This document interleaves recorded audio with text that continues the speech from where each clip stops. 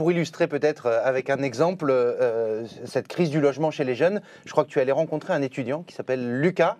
Oui, on Et en a rencontré plusieurs, dont Ouais. Lucas, qui est un Toulousain arrivé à Paris. donc on va regarder le témoignage de Lucas tout de suite. À la base, je viens de Toulouse, donc pour mes études, j'ai dû trouver un logement à Paris. Et ça a été super compliqué parce que j'ai pas de garant, c'est pas mes parents qui payent le loyer. Et moi, j'ai pas assez de revenus vu que je suis étudiant, donc je peux pas le payer aussi. Quand on n'a pas de garant, ça fait qu'on se retrouve à visiter plus d'une vingtaine d'appartements, qu'il y a tout le temps des refus.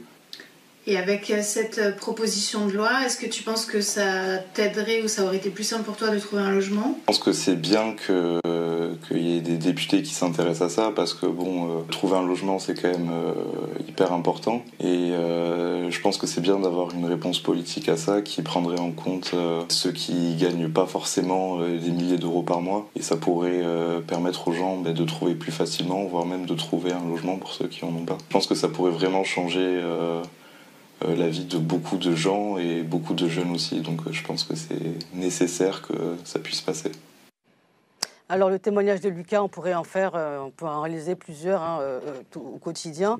Il parle quand même d'un sujet majeur en filigrane, c'est le désengagement de l'État par rapport à ces questions de logement. Depuis le début de la mandature, on n'a rien vu, en tout cas les étudiants également. Qu'est-ce que tu peux nous en dire, François ?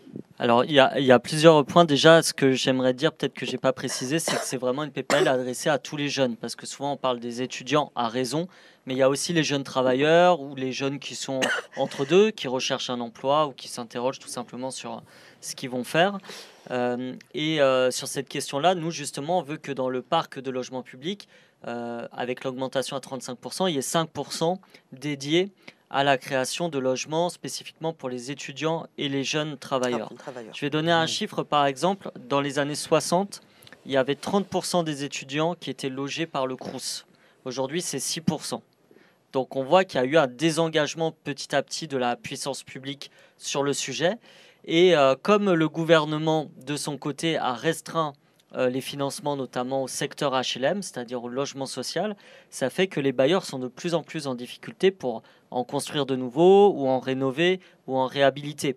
On estime que l'année dernière, il y a eu un peu plus de 90 000 agréments, alors que toutes les associations s'accordent pour dire qu'il faudrait entre 200 et 250 000 logements publics construits par an, ce qui fait qu'on a un nombre record de demandeurs de logements sociaux qui est aujourd'hui de 2,4 millions. Et comme le cercle est vicieux, quand ils vont sur le marché privé, comme les loyers augmentent, cette année, par exemple, pour les studios, l'augmentation, c'est 6,5%. Comme les loyers augmentent, ils vont faire une demande de logement social en se disant j'arrive pas à trouver sur le marché privé avec toutes les problématiques qu'a donné Lucas, notamment sur les garants, les cautions qu'on demande, le fait qu'il faut avoir des feuilles de salaire et si possible un CDI alors que le travail est de plus en plus précaire. Donc c'est un petit peu paradoxal. Et donc on a un cercle où on ne trouve pas dans le marché privé, on va demander sur la demande de logements sociaux, or on en construit de moins en moins. Et en fait, on se retrouve comme ça avec des personnes qui se retrouvent à loger soit dans des logements exigus, c'est le cas dans beaucoup de grandes villes comme Paris, mais aussi ailleurs, soit à loger dans du logement dégradé, soit à se retrouver au pire, malheureusement, à la rue ou en voiture. Et on a même vu en Bretagne des étudiants en camping.